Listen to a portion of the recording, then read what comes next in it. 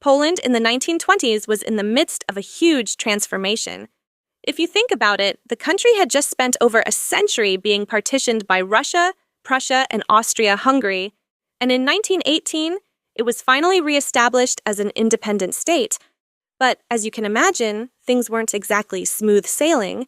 The country was struggling to get back on its feet, and that's where the story of Poland in the 1920s really begins. The economy was pretty rough in those early years. Agriculture was still the backbone of the Polish economy, with the majority of the population working the land. Grains, potatoes, and livestock were the main exports, but most of the farming methods were old school, underdeveloped, and, let's be real, hardly competitive on a global scale. That said, cities like Warsaw, Krakow, and Łódź were starting to industrialize, with textiles and coal mining becoming more prominent. But it wasn't all sunshine and rainbows. Poland was dealing with poverty, unemployment, and a lack of infrastructure. There was also crazy inflation in the early part of the decade, which didn't help matters. But despite all the struggles, there was hope. The country was beginning to focus more on modernizing industries like steel, coal, and chemicals. On the tech side of things, the 1920s were a bit of a mixed bag. Poland wasn't exactly known for groundbreaking innovations during this period, mainly because it was still reeling from the impacts of the war and the economic struggles. But there were some notable advancements in telecommunications and transportation. The country started to expand its road network, and the rail system, although still underdeveloped, saw efforts to modernize. Meanwhile, Poland's textile industry made some strides with improvements in machinery, but overall, Poland was still lagging behind Western Europe in terms of industrial and technological progress. However, in science, Poland did have some shining stars. Mathematicians like Stefan Banach were gaining international recognition for their contributions to functional analysis. And on the aviation front, Polish aviators were making waves, contributing to the development of modern flight. Politically, things were, well, kind of a mess. Poland had just regained its independence, and the republic was trying to solidify itself. The country was a democratic republic, but there was constant instability. The political scene was fragmented, with frequent changes in government and deep divisions between the left and right. Then, in 1926, we get to one of the most pivotal moments in Polish history. Józef Piłsudski, the military leader who had played a major role in Poland's independence, staged a coup and took control of the government. This is when the authoritarian Sanation government was born. Piłsudski's regime focused on stabilizing the country and promoting economic development, but it wasn't exactly a fan of democracy. This shift led to a lot of tension, especially between the political factions.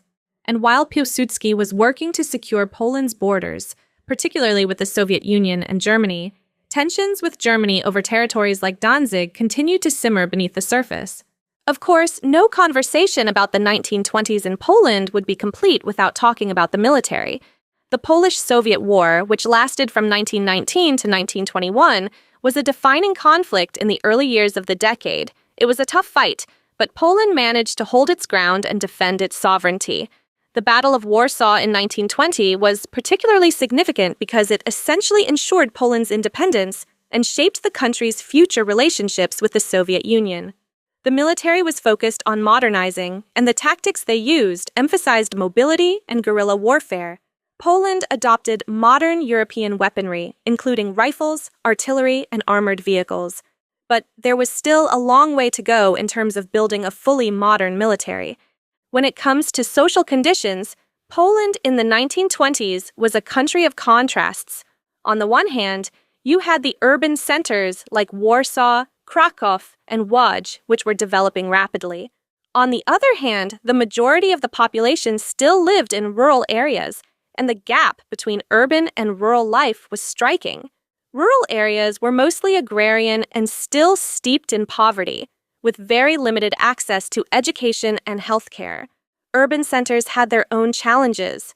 Unemployment was high, and social inequalities were rampant.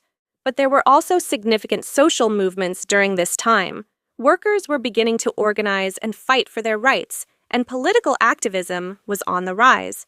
The Catholic Church was a major influence on Polish society, but there were tensions between religious conservatives and the more progressive, reform-minded groups. This was a time of transition where Poland was trying to forge its own identity after years of foreign occupation.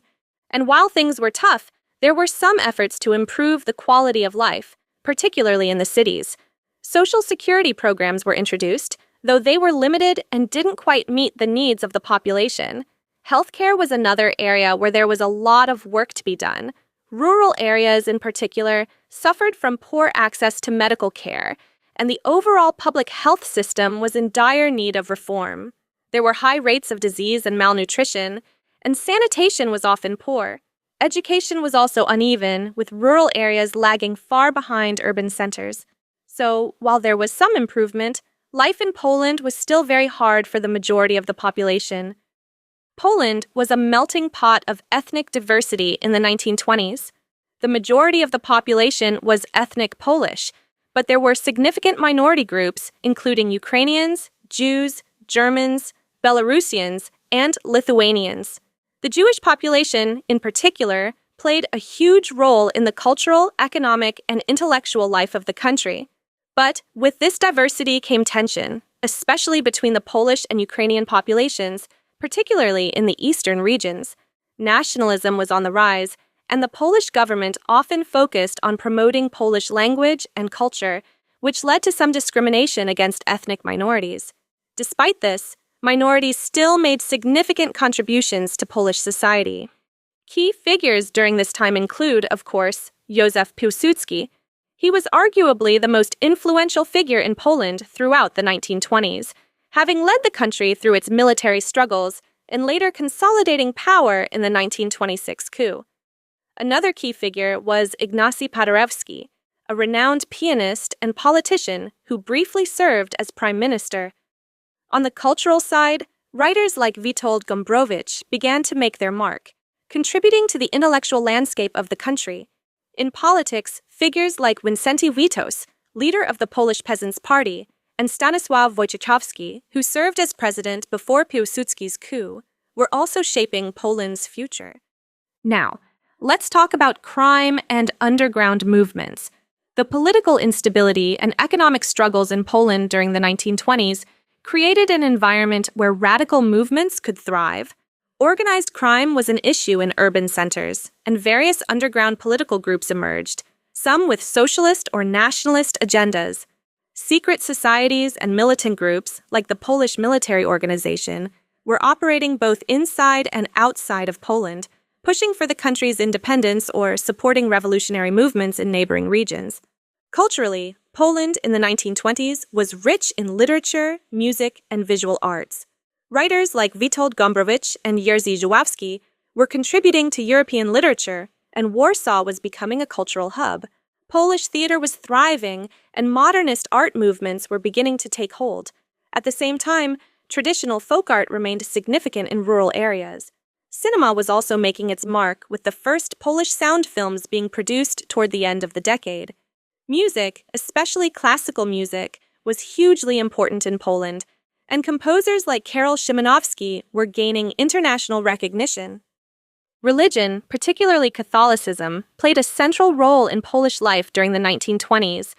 The Catholic Church held significant sway over the country's spiritual and cultural landscape, and its influence extended into politics, education, and social welfare.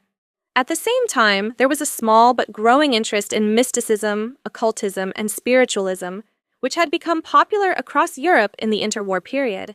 These more mystical movements were especially prevalent in rural areas. Poland also had a rich tradition of folklore and legends, many of which were tied to the country's history and rural culture. Stories of forest spirits, water nymphs, and other supernatural beings were common, and these myths often symbolized Poland's long struggles for independence. The legend of the Wawel dragon in Krakow and the Warsaw Mermaid were two of the most well-known symbols of Polish identity. The 1920s were marked by some huge historical events. The Polish-Soviet War and the Battle of Warsaw in 1920 were pivotal moments in the country's history, securing Poland's independence and shaping its future relationships with the Soviet Union. Piłsudski's coup in 1926 was another defining moment, establishing an authoritarian regime that would last until World War II.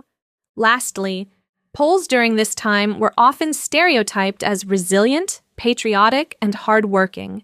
After all, they had been through so much in their history: wars, partitions, and foreign domination.